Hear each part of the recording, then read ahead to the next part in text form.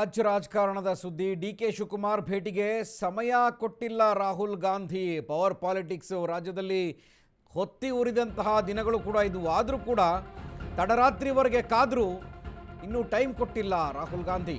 ಇವತ್ತು ಮತ್ತೆ ಸಮಯ ಕೇಳಿದ್ದಾರೆ ಡಿ.ಸಿ.ಎಂ. ಡಿ.ಕೆ. ಶಿವಕುಮಾರ್ ದೆಹಲಿಯಲ್ಲಿ.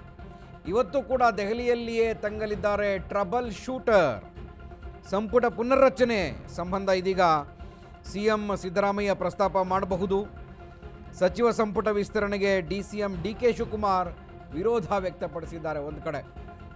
ಸೊ ಹಾಗಾಗಿ ಈ ಹಗ್ಗ ಜಗ್ಗಾಟದ ಮಧ್ಯೆ ಬಿಹಾರದ ಸೋಲಿನ ಆತ್ಮಾವಲೋಕನದಲ್ಲಿರುವಂತಹ ರಾಹುಲ್ ಗಾಂಧಿ ಕರ್ನಾಟಕದ ಕಡೆ ಯಾವ ರೀತಿಯಾಗಿ ಒಂದು ಸಮಯ ಕೊಡ್ತಾರೆ ಕರ್ನಾಟಕದ ನಾಯಕರಿಗೆ ನೋಡಿ. ಇದೇ ವಿಚಾರಕ್ಕೆ ಸಂಬಂಧಪಟ್ಟ ಹಾಗೆ ಚರ್ಚೆಗೆ ರಾಹುಲ್ ಗಾಂಧಿಯನ್ನು ಭೇಟಿಯಾಗಲಿದ್ದಾರೆ ಡಿ.ಕೆ. ಶಿವಕುಮಾರ್ ದೆಹಲಿಯಲ್ಲಿ.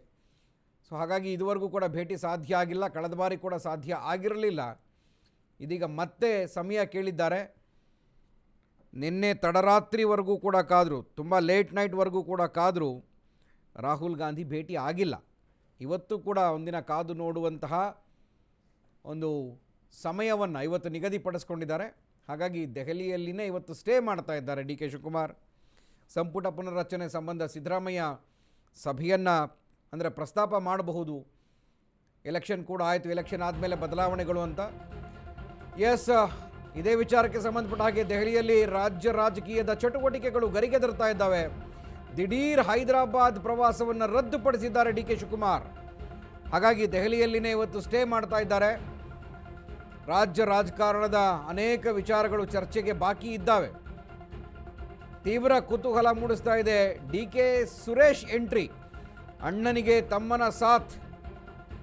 ದೆಹಲಿಯಲ್ಲಿ ಒಂದು ಕಡೆ ರಾಜ್ಯ ರಾಜಕೀಯ ಚಟುವಟಿಕೆಗಳು ಗರಿಗೆದರ್ತಾ ಇರೋ ಹಾಗೆಯೇ ದೆಹಲಿಯಲ್ಲೇ ಡಿ.ಕೆ. ಶಿವಕುಮಾರ್ ಉಳ್ಕೊಳ್ತಾರೆ. ಹಾಗಾಗಿ ಬೆಂಗಳೂರಿನಿಂದ ದೆಹಲಿ ಕಡೆಗೆ ಡಿ.ಕೆ. ಶಿವಕುಮಾರ್ ತಮ್ಮ ಮಾಜಿ ಸಂಸದ ಡಿ.ಕೆ. ಸುರೇಶ್ ಇದೀಗ ತೆರಳುತ್ತಾ ಇದ್ದಾರೆ.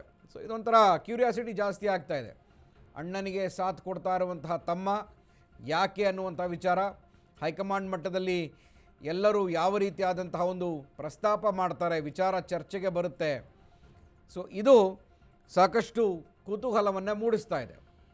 ರಾಜ್ಯ ರಾಜಕಾರಣದಲ್ಲಿ ಒಂದು ಕಡೆ ಈಗಾಗಲೇ ಸಿ.ಎಂ. ಸಿದ್ದರಾಮಯ್ಯ ಸಂಪುಟ ವಿಸ್ತರಣೆ ಮಾಡಬೇಕು ಅಂತ, ಡಿ.ಕೆ. ಶಿವಕುಮಾರ್ ಬೇಡ ಅಂತ, ಸದ್ಯಕ್ಕೆ ಬೇಡ ಅಂತ.